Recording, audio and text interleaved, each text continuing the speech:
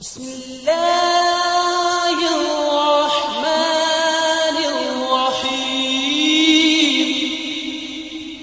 مدینہ منورہ یہ دونوں مبارک شہر ہیں، دونوں بڑے مبارک شہر ہیں۔ اس کے فضائل معلوم کرو۔ مکہ کتنا مبارک شہر، مدینہ منورہ کتنا مبارک شہر ہے۔ ایک بات عرض کرتا ہوں، معذرت کے ساتھ برا مت لگانا دوستوں، ان دونوں مبارک حرم کی اس وقت آنے والا حاجی انتہائی بے ادبی کر رہا ہے، انتہائی بے ادبی کر رہا ہے۔ میں ہاتھ جوڑتا ہوں، تم زیادہ عمل نہ کر سکو کوئی بات نہیں، لیکن ان دونوں حرم کی بے ادبی سے بچو۔ اس حرم کا حال دیکھو ہم نے کیا کر دیا ہے۔ لوگ مجھ سے پوچھتے وہ کیا ہوا تھا، کرن حادثہ کیسے ہوا تھا، مینا میں حادثہ کیسے ہوا تھا، وہ 2 سال پہلے مدینہ شریف میں کیا ہوا تھا۔ میں نے کہا وہ جو کچھ ہوا تھا وہ ہماری بے ادبی اور گستاخی کی وجہ سے ہوا تھا۔ ہم یہاں آ کر کیا کر رہے ہیں دوستو؟ میں عرض کرتا ہوں، بمبئی کا مسلمان، ہندوستان کا مسلمان جتنا اپنے ملک کی مسجد کا ادب کرتا ہے اتنا بھی ان دونوں حرم کا ادب نہیں کرتا۔ کیا حال بنایا حرم کو، جا کر دیکھو، فوٹو اسٹوڈیو بنا دیا ہے۔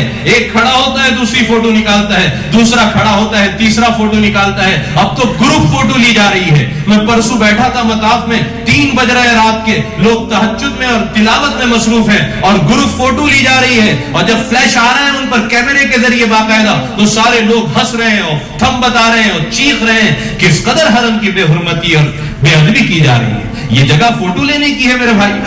مقام ابراہیم پر دیکھا لڑکیوں کو، بچیاں میری بہنیں سیلفی لے رہی ہیں، سیلفی اسٹک کے ساتھ فوٹو لی جا رہی ہے۔ حرم کی حرمت کو کس قدر پامال کیا جا رہا ہے۔ یہاں تو تمہاری سانسیں رک جانا چاہیے۔ یہ اول بیت ہے، یہ اللہ کا گھر ہے، یہ بے ادبی اور گستاخی کی جگہ نہیں ہے دوست۔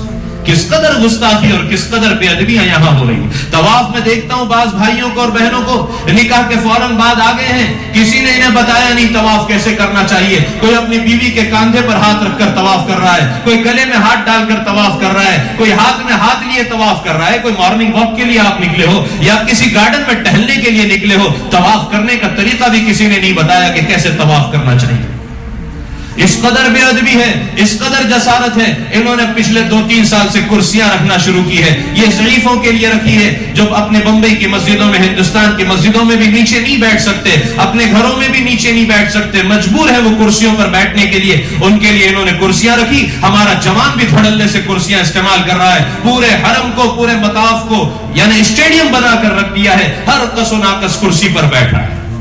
کیا حال ہے، پیچھے بیٹھنے والے کو بیت اللہ نظر نہیں آ رہا۔ نوجوان کو دیکھا کرسی پر بیٹھا، پیر پر پیر چڑھائے، اپنے دوست کو کہا یہاں بیٹھو، وہ بھی کرسی پر بیٹھ گیا، اور باتیں چل رہی ہے دنیا کی، یہاں کی، وہاں کی، لا یعنی حرم میں بیٹھ کر ہو رہی ہے۔ اب تو اللہ معاف فرمائے، مطاف میں بھی وہ آنکھیں نظر نہیں آتی جو بیٹھ کر محبت سے بیت اللہ کو دیکھنے والی ہوں۔ ہمیں دوسروں کی کمی نہیں دیکھنا ہے، لیکن ہم یہ نہ کریں اس کے لیے کبھی ذرا بیٹھے ہوئے مجمع کی آنکھیں دیکھو جو مطاف میں بیٹھی ہوئی ہے، مطاف میں بیٹھ کر بھی یہاں دیکھ رہا ہے، وہاں دیکھ رہا ہے، بیت اللہ کو دیکھنے کی توفیق نہیں ہو رہی۔ 120 رحمتیں بیت اللہ پر نازل ہو رہی ہیں، اس میں 20 صرف دیکھنے والے کے لیے ہے، لیکن وہاں بیٹھ کر بھی بیت اللہ کو محبت کی نگاہ سے نہیں دیکھا۔ میں نے ہمارے ہندوستان کے ایک بڑے عالم دین، ایک بزرگ کو دیکھا، انتقال ہو گیا، اللہ ان کی مغفرت فرمائے۔ جسم بہت زیادہ بھاری تھا، ویل چیئر پر جب مطاف میں رات کو ان کو لایا جاتا تھا، ایسے ٹکٹکی لگا کر بیت اللہ کو دیکھتے تھے کہ پلک بھی نہیں جھپکتی تھی، ایسے بالکل دیکھتے تھے آنکھ۔ اب تو آنکھیں بھی نظر نہیں آتی کہ جو بیت اللہ کو یہ میرے رب کا گھر ہے۔ محبت کے ساتھ کچھ دیر بیت اللہ، میں آپ سے کہوں ہم میں سے کتنے ہیں جنہوں نے 15 منٹ بالکل نظر لگا کر بیت اللہ کو دیکھا؟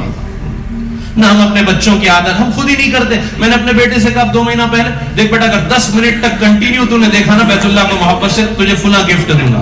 اس نے موبائل پر الارم لگائی اور وہ دیکھنے لگا۔ میں نے کہا دیکھ گفٹ کے لیے مت دیکھنا، اللہ کا گھر ہے اس لیے اب ہم خود ہی نہیں دیکھتے، ہم اپنے بچوں کو کیا کہ توفیق ہی نہیں کہ بیت اللہ کو، اللہ کے گھر کو محبت کے سے دیکھیں۔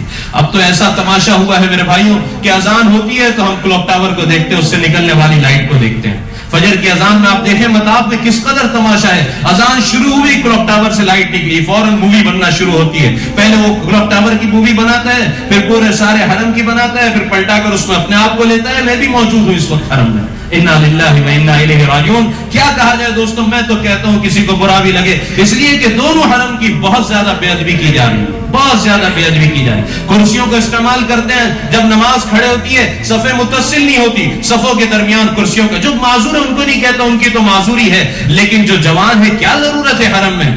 فوٹو اس قدر، موبائل کے کیمروں کا اس قدر مس یوز ہے کہ سب سے زیادہ اگر کہیں مووی بن رہی ہے تو یہاں بن رہی ہے۔ انا للہ و انا الیہ راجعون۔ مسجد نبوی کے ادب کی بے ادبی کا یہ حال ہے. مواج شریف پر سرکار کو سلام عرض کرنے حاضر ہو رہے ہیں, کسی نے بتایا نہیں سلام کیسے عرض کرنا, کسی نے بتایا نہیں سلام کیسے عرض کرنا. 80% مجمع اس قدر بے ادبی اور گستاخی کے ساتھ صلاۃ و سلام عرض کرنے حاضر ہوتا ہے کہ کلیجہ حلق کو آ جاتا ہے کہ کسی نے اس کو بتایا نہیں سرکار کے روضے پر کیسے حاضر ہونا ہے. میں آپ کو بتاؤں, اور اس لیے بتاؤں کہ ہم یہ غلطی نہیں کریں. ایک بڑا مجمع اس طرح سلام عرض کرنے ہندوستان پاکستان کا آتا ہے, ایک ہاتھ میں چپل ہوتے ہیں اور دوسرے ہاتھ سے مووی بنا رہا ہوتا ہے. ایک ہاتھ میں چپل پکڑے ہیں اور دوسرے ہاتھ سے مووی بن رہی ہے, اور سرکار کے روضے پر سلام عرض کرنے آیا ہے. انا للہ و انا الیہ راجعون. کوئی جگہ نہ ملی جہاں چپل رکھ دیتا. یہ جگہ ہے مووی بنانے کی. یہ تو وہ جگہ ہے جہاں جنید اور بایزید کی سانسیں رک جایا کرتی ہیں. ادب کی وجہ سے سانس رک جانی چاہیے. اس قدر گستاخی اور بے ادبی کہ یہاں بھی مووی بنا رہے ہو. میرے بھائیوں, کوئی بتانے, میری ماں بہنیں یہاں بڑی تعداد میں ہیں. میں ہاتھ جوڑ کر اپنی ماں بہنوں سے کہتا ہوں, سب سے زیادہ شور کی آواز تمہاری جگہ سے آتی ہے. تمہارا 3 وقت دروازہ کھلتا ہے ریاض الجنہ میں جانے کا اور سلام عرض کرنے کا. اس تینوں وقت میں تمہارے یہاں سے عورتوں کے حصے سے شور کی اس قدر آواز آتی ہے کہ مردوں کے حصے تک وہ شور کی آواز آتی ہے. اور اس قدر عورتیں بے ادبی کرتی ہیں. میری اہلیہ بھی کہنے لگی 2 مہینہ پہلے, یہ حال ہے مواج شریف پر سلام عرض کرتے ہوئے کہ ایک دوسرے کو دھکے دے رہی ہیں اور سر سے دوپٹے ہٹ رہے ہیں, ایک دوسرے کو چپل سے مار رہی ہیں. انا للہ و انا الیہ راجعون. میں آپ سے کہتا ہوں, آپ کو قریب جانے کی جگہ نہ ملے, ریاض الجنہ میں جانے کی جگہ نہ ملے, میری ماں بہنوں جہاں تمہیں جگہ ملے وہی نماز پڑھ لینا, جہاں جگہ ملے وہیں سے سلام عرض کر دینا, لیکن بے ادبی اور گستاخی سے بچنا. میں نہیں کہتا, سورہ حجرات اللہ کا قرآن کہتا ہے, یا ایھا الذین آمنوا لا ترفعوا اصواتکم فوق صوت النبی. ایمان والو یاد رکھو, اگر نبی کی آواز سے تمہاری آواز بلند ہو گئی, تمہارے سارے حج, سارے عمرے, ساری تہجد, ساری نوافل سب ضائع ہو جائے گی, تمہیں پتہ بھی نہیں چلے گا. علماء فرماتے لا یشعرون, کیوں کہا گیا تمہیں پتہ نہیں چلے گا؟ پتہ چل جائے تو معافی تو مانگ لے. پتہ بھی نہیں چلے گا کہ حج, طواف, عمرے سب ضائع ہو گئے, کب وہاں کی بے ادبی سب کچھ ضائع و برباد کر دے.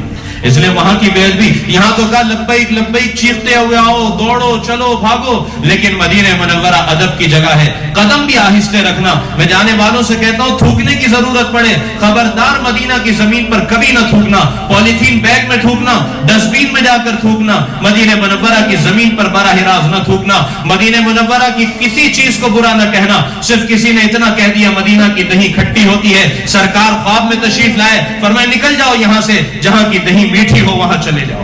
مدینہ منورہ کی کسی چیز کو آپ نے فرمایا جو مدینہ والوں کے ساتھ دغا کرے وہ ایسے گھل جائے گا جیسے نمک پانی میں گھل جایا کرتا ہے. مدینہ والوں کے ساتھ برائی کا ارادہ نہ کرنا, مدینہ منورہ کی کسی چیز کو برا نہ کہنا, مدینہ کی زمین پر براہ راست نہ تھوکنا. مدینہ منورہ انتہائی ادب کی جگہ ہے دوست, انتہائی ادب کی جگہ ہے. کیا کرنا؟ یہ آداب کے بعد آخری بات درود پاک کا